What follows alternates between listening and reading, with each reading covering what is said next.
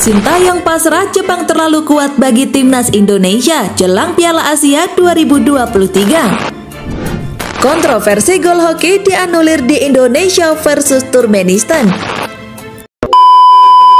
Hai, salam olahraga, kembali lagi di channel Garuda News TV. Di sini kami akan menyajikan berita-berita seputar sepak bola Indonesia.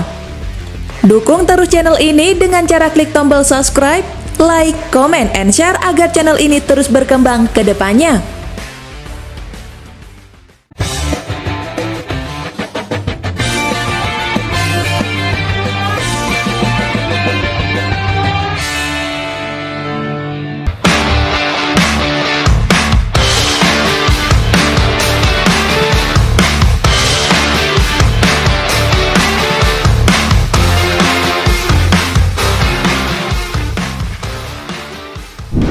Sintayong pasrah, Jepang terlalu kuat bagi timnas Indonesia jelang Piala Asia 2023. Jepang yang merupakan calon lawan timnas Indonesia di Piala Asia 2023 baru-baru ini kembali menggemparkan jagat sepak bola dunia.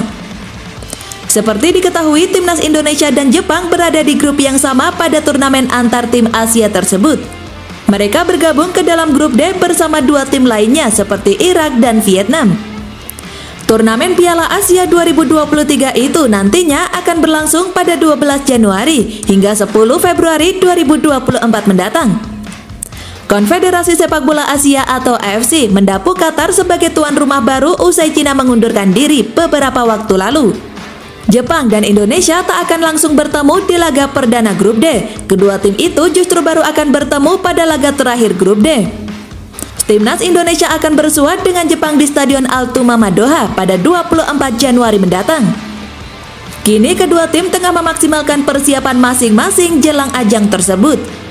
Baru-baru ini skuad Garuda kembali mendapatkan hasil positif di agenda FIFA Matchday pada September 2023. Tim besutan Sintayong tersebut berhasil meraih kemenangan atas Turkmenistan dengan skor 2-0 di Stadion Gelora Bung Tomo atau GPT Surabaya pada Jumat 8 September 2023 malam waktu Indonesia Barat.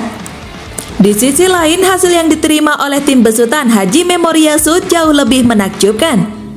Tim berjulukan Samurai Biru itu bertarung melawan Jerman di Volkswagen Arena, Wolfsburg pada Minggu 10 September 2023 lalu. Dalam laga persahabatan tersebut, Takuma Asano dan kawan-kawan secara mengejutkan kembali berhasil menjinakkan Dan Panzer. Sebelumnya, Hansi Flick dan anak asuhnya berhasil ditaklukkan Jepang di fase grup Piala Dunia 2022 lalu dengan skor 1-2. Kini Jerman kembali harus mengakui keperkasaan Jepang dengan skor 1-4. Keempat gol milik Jepang dilesakan oleh Junya Ito menit ke-11, Ayesa Ueda menit ke-22, Takuma Asano di menit ke-90 dan Autanaka di menit 90+2.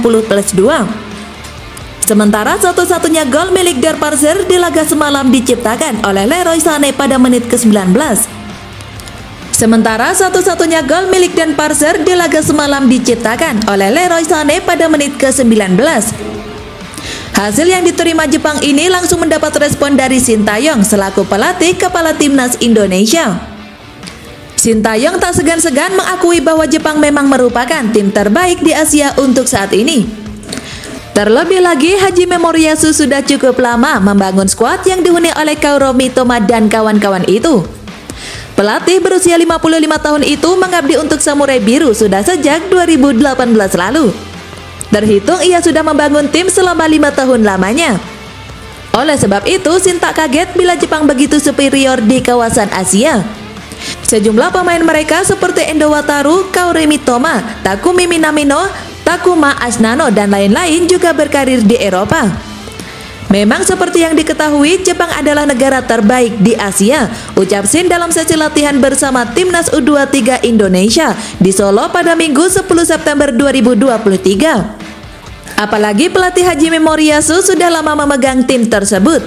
Pemain Jepang juga banyak yang berkarir di Eropa, tambahnya.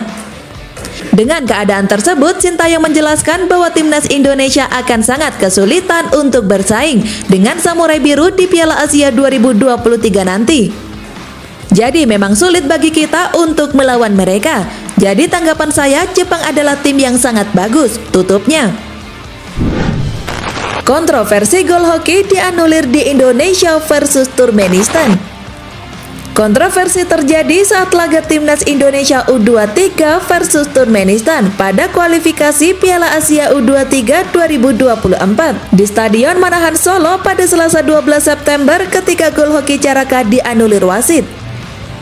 Ribuan supporter Indonesia bersorak di Stadion Manahan ketika hoki menggetarkan gawang Turkmenistan yang dikawal kiper Ahaliyev Rustem pada menit ke-10. Berawal dari umpan panjang Rizky Ridho yang mengarah ke arah Pratama Arhan, pemain Turkmenistan melakukan kesalahan dengan gagal menyapu bola. Kesalahan itu membuat Arhan berhasil menusuk sisi kanan pertahanan Turkmenistan. Arhan kemudian mengirim umpan tarik ke tengah kotak penalti ke arah hoki. Dengan sekali sentuh, pemain PSS Sleman itu melepaskan tendangan keras dan menggetarkan gawang Turkmenistan. Gol itu kemudian dianulir wasit asal Korea Selatan Kim Da-yong setelah hakim garis asal Arab Saudi Ibrahim Abdullah Al-Daki mengangkat bendera tanda offside. Gol dianulir karena Arhan dianggap dalam posisi offside ketika Ridho mengirim umpan. Dalam tayangan ulang terlihat Arhan berada di posisi sejajar dan tidak dalam posisi offside. Keputusan itu langsung mendapat banyak respon dari netizen. Harusnya timnas unggul 2 gol kalau asisten wasitnya enggak cosplay jadi wasit Liga 1, tulis salah satu netizen. Gak offset padahal selalu begini, ya Allah, tulis netizen lainnya. Timnas Indonesia U23 hanya butuh hasil imbang melawan Turkmenistan untuk lolos kali pertama ke Piala Asia U23. Ivan Jenner bawa timnas Indonesia U23 unggul 1-0 atas Turkmenistan. Timnas Indonesia U23 unggul 1-0 atas Turkmenistan U23 pada babak pertama kualifikasi grup K Piala Asia U23 2024 di Stadion Manahan Solo, Jawa Tengah pada Selasa 12 September 2023. Gol tunggal Indonesia dicetak oleh Ivan Jenner.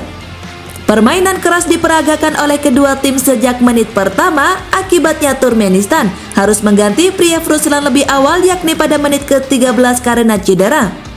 Ia digantikan oleh Mamiyev Begenç. Indonesia bermain lebih agresif, Pratama Arhan dan kawan-kawan mendominasi permainan. Hal tersebut memaksa Turkmenistan bermain lebih bertahan. Pada menit ke-10, Garuda Muda sempat mencetak gol tetapi dianulir karena Arhan berada di posisi offside. Kemelut di depan gawang Turkmenistan terjadi pada menit ke-24. Berawal dari skema lemparan bola Arhan, tembakan reverse streak di depan gawang memanfaatkan kemelut diblok oleh pemain Turkmenistan. Kemelut di depan gawang Turkmenistan terjadi pada menit ke-24. Berawal dari skema lemparan bola Arhan, tembakan reverse streak di depan gawang memanfaatkan kemelut diblok oleh pemain Turkmenistan. Tembakan streak kembali diblok pada menit ke-31. Indonesia terus menekan dan mengontrol permainan. Ivan Jenner dan Marcelino Ferdinand mendominasi lini tengah. Pada menit ke-40, tembakan jarak jauh Ivan menjebol gawang Turkmenistan. Unggul 1-0, Indonesia kian percaya diri sementara Turkmenistan masih kesulitan keluar dari tekanan.